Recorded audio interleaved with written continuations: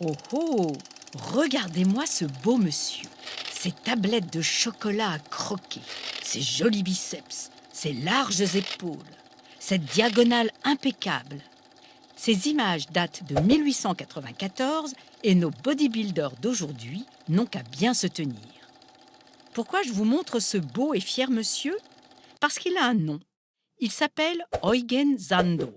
Enfin, son vrai nom, c'est Friedrich Wilhelm Müller. Il est né en Prusse orientale, à Königsberg, en 1867.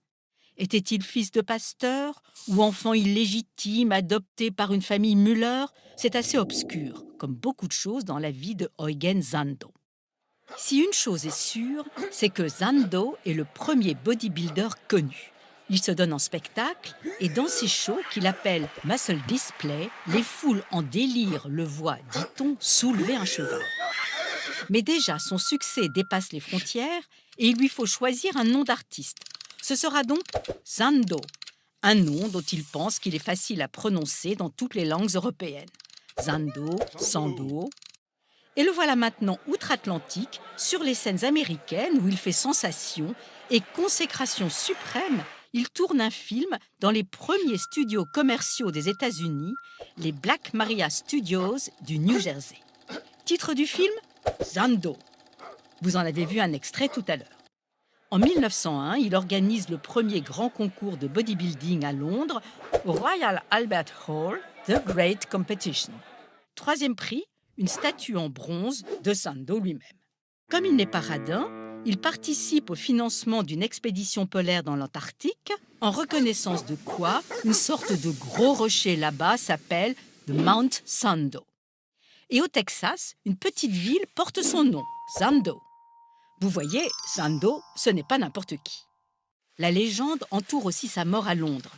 Si d'aucune méchante langue prétende qu'il serait passé de vie à trépas en raison d'une vulgaire syphilis, nous préférons la version qui le fait mourir d'une hémorragie cérébrale pour avoir soulevé à la force de ses bras une voiture afin de sauver un pauvre enfant se trouvant dessous. Hélas, nous ne savons pas si l'enfant en a réchappé. Bon, revenons aux prouesses de notre ami. Eugen Sandow ne laissait rien au hasard. Il faut dire qu'en cette fin du XIXe siècle, notamment en Allemagne, il existait un véritable culte de la nudité, de la beauté physique, et dans sa recherche du corps idéal, Sandow avait fait mesurer les muscles des statues antiques pour essayer, grâce à son entraînement, d'obtenir les mêmes proportions. Et à votre avis, comment Eugène Sandow est-il parvenu à afficher de tels biscottos? Eh bien, il avait inventé toute une panoplie d'appareils, et notamment des sortes de câbles élastiques pour muscler bras et torse. Ah ah, vous les Français, voyez-vous où je veux en venir avec l'ami Sandow? Nous y voilà. Comment appelle-t-on en français ce tendeur élastique avec un crochet à chaque extrémité, grâce auquel on arrime ses petites affaires sur le porte-bagages du vélo? Mais oui, un Sandow. C'est que Sandow et ses élastiques ont été fort célèbres chez nous aussi. Et vous avez maintenant compris d'où vient ce mot bizarre, Sandow.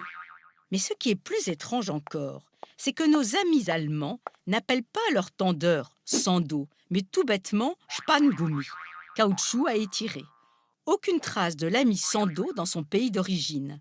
Comment avez-vous pu nous laisser, à nous les Français, le soin d'honorer ainsi le souvenir de ce héros bien de chez vous, le premier culturiste au monde? Voilà qui est bien étrange.